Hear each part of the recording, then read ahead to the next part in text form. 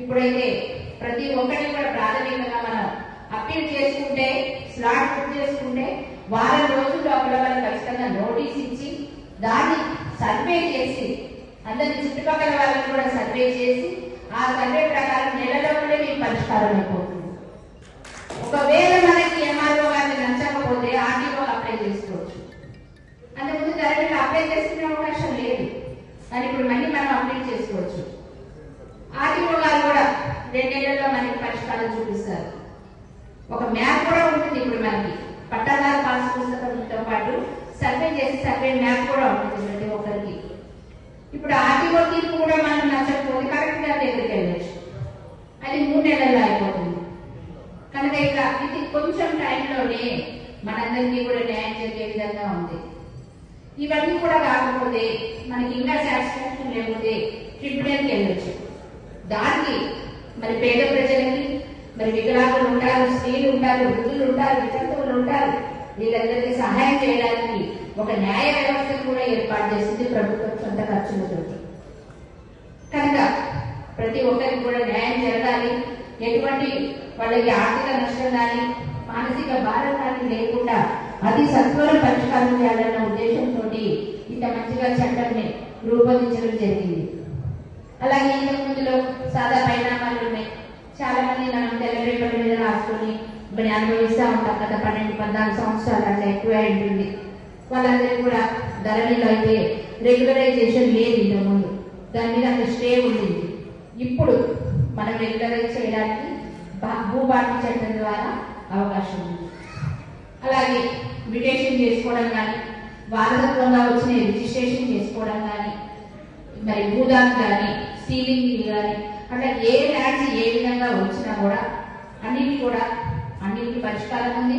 అన్ని అతి తక్కువ ఖర్చుతో రిజిస్ట్రేషన్ అవుతాయి.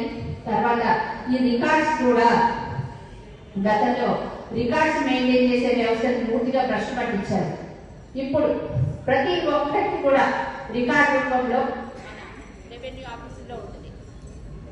ఇప్పుడు రికార్డ్స్ ఉంటాయి, ఆన్లైన్ చేస్తారు, మళ్ళీ దాన్ని ప్రింట్ తీసి రికార్డ్ రూపంలో భద్రపరుస్తారు.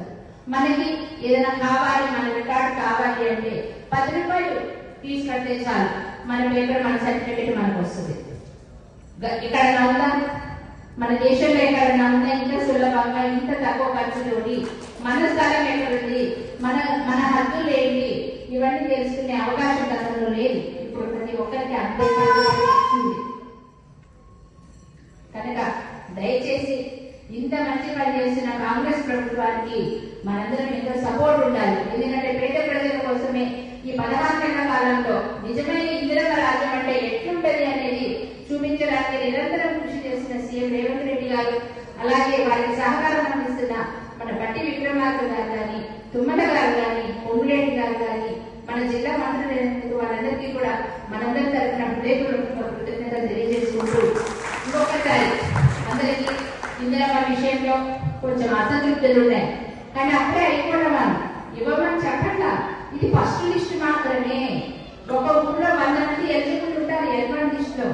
గత 10 సంవత్సరాల నుంచి ఇల్లు రాలేదు కనుక చాలా పెండింగ్ ఉన్నాయి. 100 మందికి ఇవ్వలేదు కనుక మొదటి పెట్టిన 20 ఇవి అవ్వగానే మళ్ళీ ఒక 3-4 నెలల్లోనే సెకండ్ లిస్ట్ ఇస్తాము.